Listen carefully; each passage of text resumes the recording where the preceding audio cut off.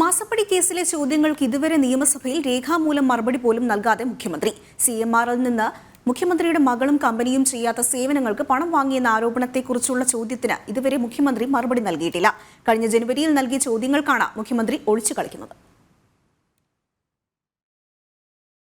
മാസപ്പടി കേസിൽ മുഖ്യമന്ത്രിയുടെ മകൾക്കെതിരെ എൻഫോഴ്സ്മെന്റ് ഡയറക്ടറേറ്റ് കൂടി അന്വേഷണം തുടങ്ങിയതോടെ പ്രതിരോധത്തിലാണ് സംസ്ഥാന സർക്കാരും CPM-ഉം. സെക്രട്ടേറിയറ്റിലേക്കും ക്ലിഫ് ഹൗസിലേക്കും ഒരേ സമയം അന്വേഷണമെത്തുന്ന അവസ്ഥയാണ് നിലനിൽക്കുന്നത്. ലോക്സഭാ തെരഞ്ഞെടുപ്പ് അടുത്തിരിക്കെ കേസിനെക്കുറിച്ച് വിശദീകരിക്കാൻ പോലും CPM നേതാക്കൾക്ക് കഴിയുന്നില്ല. ഇതിനിടെയാണ് വിഷയത്തിൽ മുഖ്യമന്ത്രിയും ഒളിച്ചുകളി തുടരുന്നത്.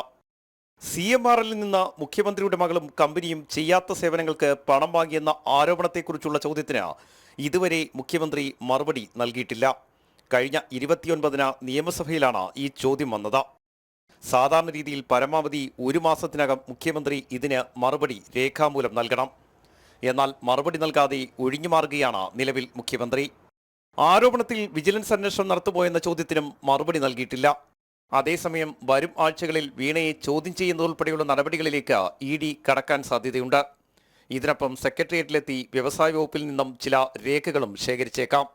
വരും ദിവസങ്ങളിൽ ED നടത്തുന്ന ഏത് നീക്കവും മുഖ്യമന്ത്രിക്കും CPM-നും ഒരുപോലെ നിർണായകമാണ്. ഇതിനെ എങ്ങനെ പ്രതിരോധിക്കുമെന്ന ആശങ്കയിലാണ് CPM നേതൃത്വം. തിരുവനന്തപുരത്ത് നിന്നും R. രാജീവ്, ജനം.